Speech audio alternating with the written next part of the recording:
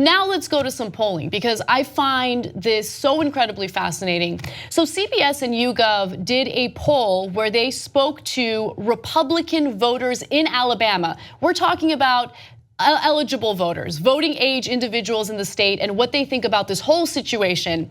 And what they realized, or what they found, was that 71% of Alabama Republicans say that the allegations against Roy Moore are false.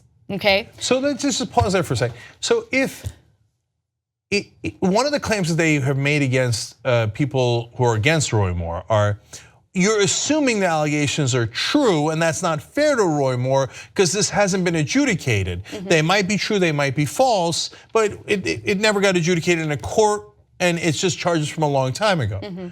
But wait a minute, 71% of you are assuming it's false, which is a significantly stranger thing to assume. So if you say, hey, you can't know for sure, that's a fair statement, right?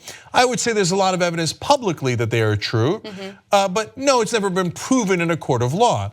But to assume that they are false when you have all this credible evidence from all of these women, including signed yearbooks from the 16-year-old, including other witnesses at the time for the 14-year-old, the 16-year-old, etc., including Roy Moore's own admission that he liked to date pretty young girls as young as 16, according to his own admission. Yes. Right? For you to, that's his own admission. For you to assume that those are false betrays the fact that you don't care about what's true. You just want to wish away the real facts in the situation. Right, look, it is the rejection of anything, any information, any data, any evidence, whatever it is, that goes against what they already believe. And so I think right now we're having this issue where people in general, and I'm not blaming this squarely on Republicans, but people in general don't want to be convinced otherwise of anything. And if you give them evidence, if you give them information, they just flat out reject it or pretend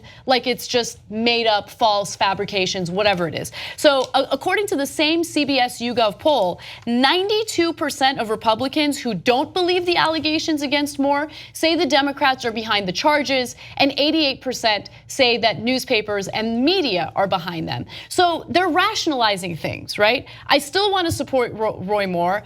These allegations are problematic, so let me just go ahead and tell myself that they're fabrications. It's an agenda by the liberals in the media.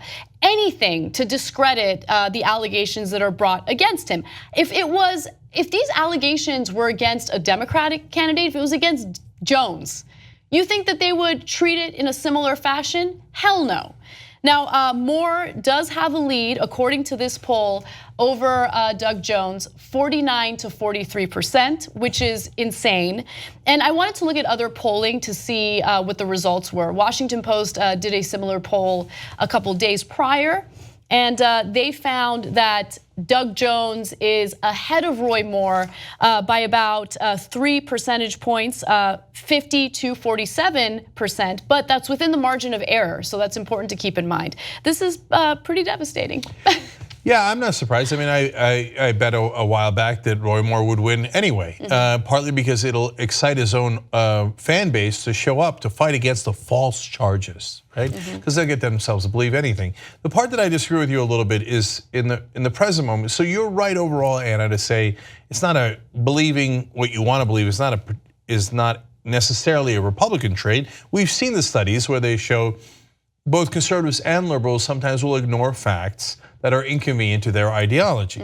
On the other hand, the part I disagree about is in today's context, the Republicans do it far more often because the facts are not on their side. So it's inconvenient. So for example, 97% of the world's scientists say that climate change is real and caused by, and is man-made. And so liberals don't have to pretend that the facts are on their side because their facts are on their side. Conservatives have to pretend that that is a Chinese hoax, or that 97% of the world's scientists all over Norway, Botswana, America, Australia, they all got together, where I don't know, okay, and decided let's all lie, all in unison, all at once. Let's do this giant thing because it'll be funny. I don't know why. So since conservatives are so wrong on so many issues in today's political context in America at this point in history, they lie and get themselves to believe in things that are not true far more often. So in this case of Roy Moore, really, 88% of the people think that of the ones that think that these allegations are false. You think the media just made it up? Like they just got together in a room and they said, should we say she was 14 or should we say she was 13 or 15 or 7 or 70? What should we make up? Bob, what do you think we should make up? Oh, 14, let's go with 14. The 16-year-old who he attempted to rape in the parking lot. Should we say he ripped her shirt or her pants? Let's make it up, let's make it up. If you believe that, you're wrong and incredibly unintelligent. So that's just a fact. And so that's a sad day for you. If you want to cry about it and be a snowflake, go ahead, cry in your ignorant little corner. So you can say that the media is biased, that's a fair assessment.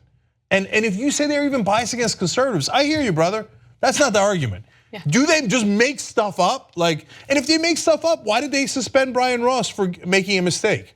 Why didn't they just say, bravo, Brian Ross, way to make up that stuff on Flynn, just like we agreed? And it's interesting because when it comes to the same sources that they write off as fake news or politically motivated, if those sources report something that reinforces their preconceived notions, they will latch onto that for dear life. Case in point, another story that broke over the weekend regarding how Robert Mueller's team fired an individual who was apparently anti-Trump, and they were worried that that would somehow negatively influence the outcome of the investigation, right? Or unfairly influence the outcome of the investigation. The same mainstream news organizations that reported that story, the same ones that are written off as fake news by Donald Trump and his supporters, all of a sudden those same people are like, oh, could you believe this? Could you believe this? Totally credible, because it again reinforces our preconceived notions.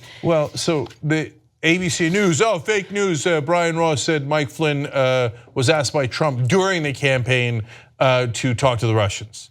Oh, ABC News, I never trust them. ABC News corrects it. They go, see, ABC News is right to correct it. The correct version is the second version. What happened? I thought you didn't believe ABC News. Why would you believe the correction?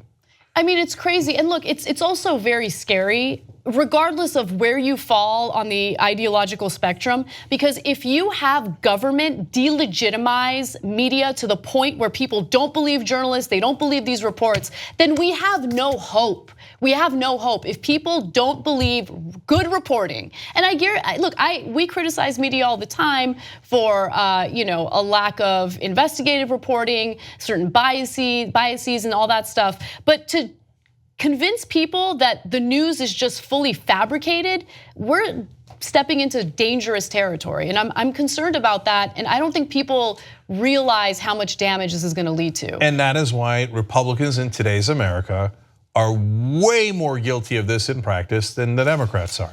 It's because the facts are inconvenient to them. So they need to replace the facts with their propaganda. So the Fox News of the world, the Donald Trumps of the world say, hey, don't worry about the facts. They're not facts, they're fake news. Instead, believe my propaganda, what I'm telling you right now. And unfortunately, in a case like the Roy Moore in Alabama, 71% of Alabama Republicans go, oh, that's right, okay. I don't care that Mitch McConnell, I don't care that all the Republican leaders said that the women are credible. I don't care all the details they gave about the case. I don't care that at the time, that many years ago, they had reported what Roy Moore had done to their friends and their family members. I don't care about anything because I don't care about the facts. We do not agree to a debate on facts. You want facts, I want mythology and propaganda. So how are you going to even talk to these people?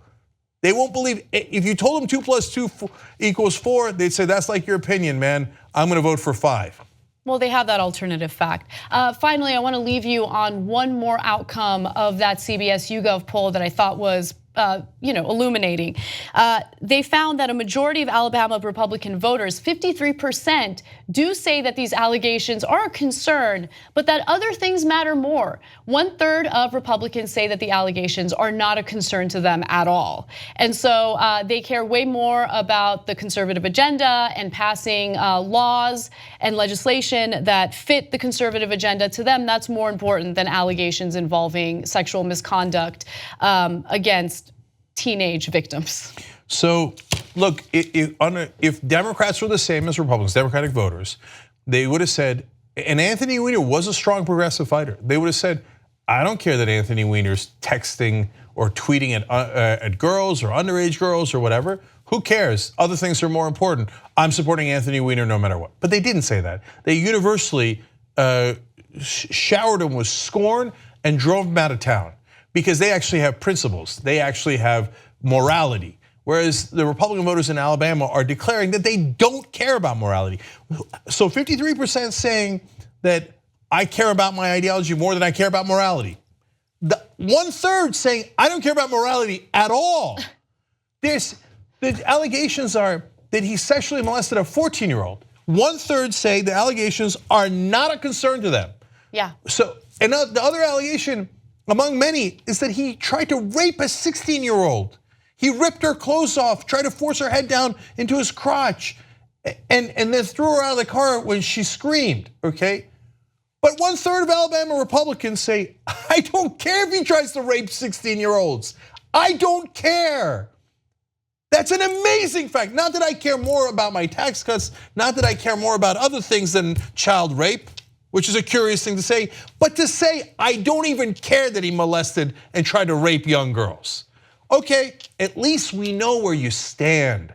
So don't give me this crap about the family values or that Republicans care about morality. In the case of Alabama voters, it is now clear based on the polling that they are not moral human beings.